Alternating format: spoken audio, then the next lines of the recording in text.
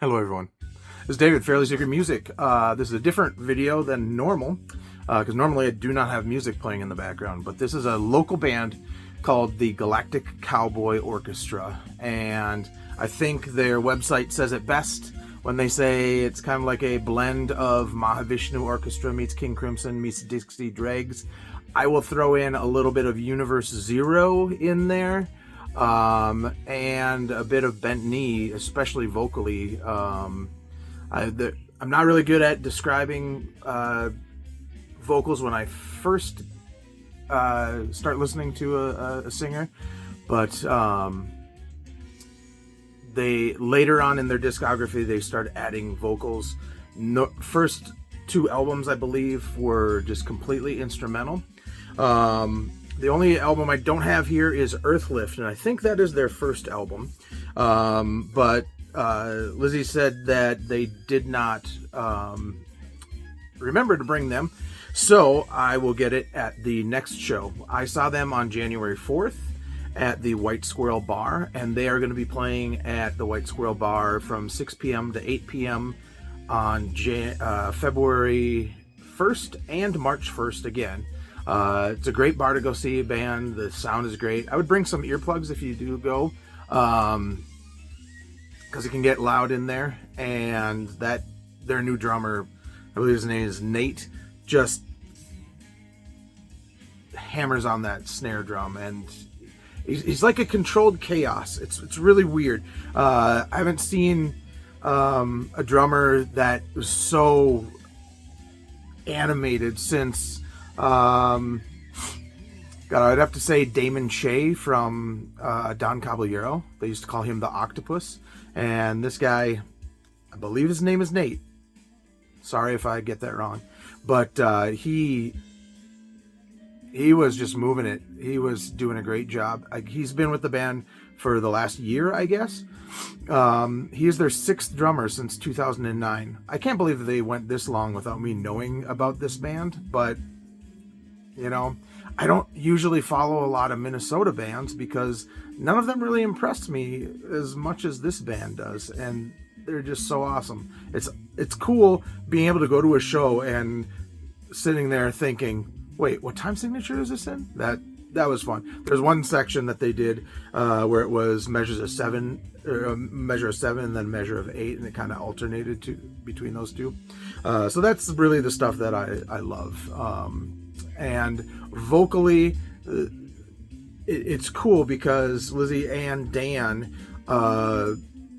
do lead vocals. So they do some really like kind of complicated bluegrass stuff too, to kind of break it up, to break up all the absolute chaotic prog kind of stuff, you know. But if you know who Mahavishnu Orchestra is, Crimson, Dixie Dregs, you know what you're getting in store for.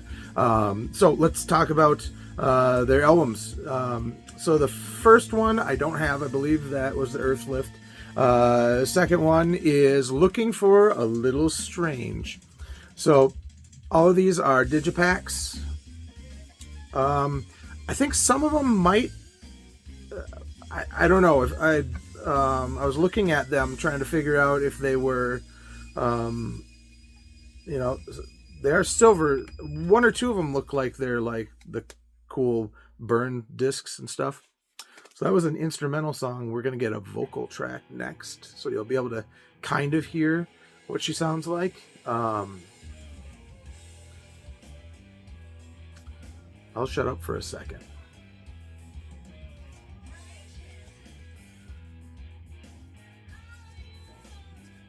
What you're hearing right now is what I believe is their newest studio album, called Lost in Numbers.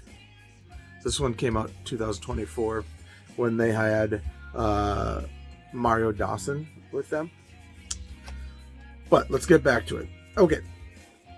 She started singing and I started talking. But so first album, completely instrumental. And then I believe... let me see if this says anything about vocals on here. No, it's just, this is their second all instrumental album. So we have John Wright Lizzie Wright, Mark O'Day, and Dan Neal. Bass, fiddle, drums and percussion, and electric and acoustic guitar. So he is apparently a pretty sought after producer, engineer, does his own recording studio, has recorded about 75 CD plus CDs. They've all played with numerous people. This guy's fingers move fast. Actually, both of these, all three of them, their fingers move faster than humanly possible, and it was amazing watching them. And at that White Squirrel bar, you're sitting right there. It was pretty awesome. But his bass playing makes me want to add some distortion and that growl into it. I usually record bass pretty clean, pretty smooth, more like a fretless bass sound, like Mick Karn kind of. Well, not even that cool, or Michael Manring, but yeah, he's got kind of that growl, and he was using a Fender Jazz, and then he had I believe a Fernandez 8-string bass. But me and this guy Tony that I met at the show, I went with my friend Jen, and she really enjoyed it, and this is really not her style. But this guy Tony that I met at the show, who's seen them numerous times, pointed out that he didn't think there was a G string doubled up. So I think it was the E, A, D all doubled up. So it was almost like a 7-string bass. But anyway, I digress. So yeah, just fantastic. They were telling me, they're telling all of us actually, how they were learning a Ravi Shankar piece, and these two, it took like 2 weeks. They gave it to her, and she figured it out in a half an hour. And she's like, yeah, I'm a Suzuki kid. So, second all-instrumental album. And this is where vocals come in. Mark O'Day is still in the band. This is my favorite cover. It kind of reminds me of like a weird new wave or some kind of thing. Is my voice going out? Anyway, a lot of the time I had to make sure that everything I played was stuff that they only wrote, because they do a cover of Whipping Post and 21st Century Schizoid Man. Little bit of trivia is that John, we're going to bring you back to this picture again.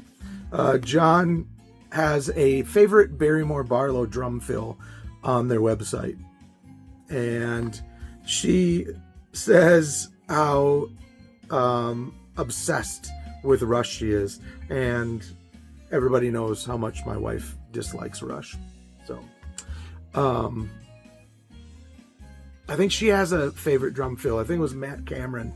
I can't remember the weird little thing that I'm recording on my phone. But so Zombie Mouth is their third.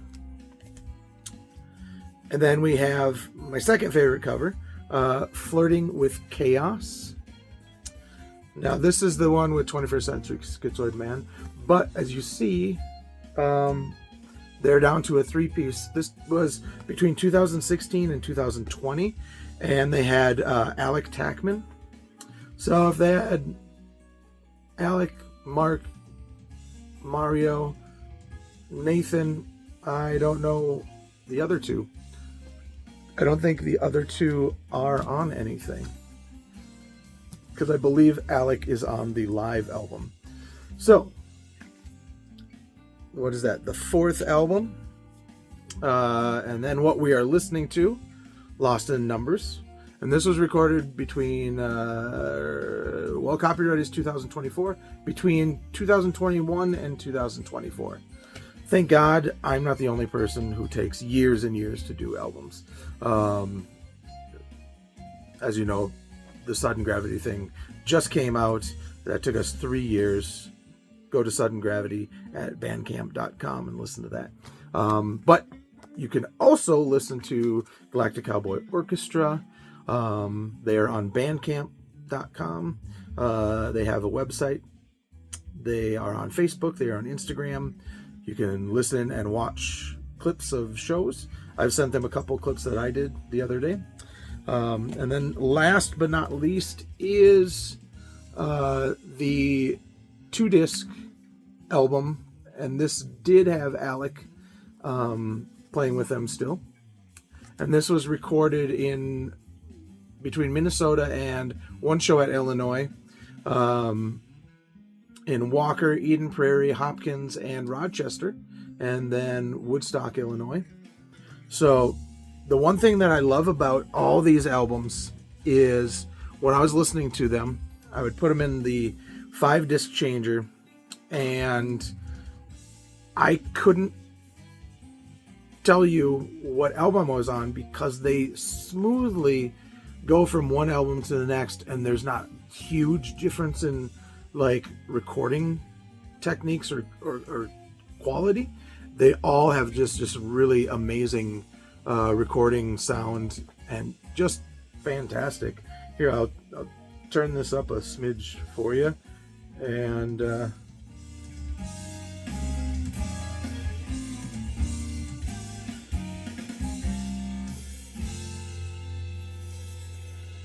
so don't want to do that too much. So anyway, go to their website, go to their social media, buy through Bandcamp, buy through their website, buy at the show. Go on March 1st to the show. If for some reason you didn't know about this band and you're now going to go see them in March, or February 1st and March 1st, if you see me at the show, say, hey, I watched your silly little video and I totally took you up on the invite, because they are fantastic. You guys have a great night. Hopefully I've found your favorite new band. All right, take it easy. Bye.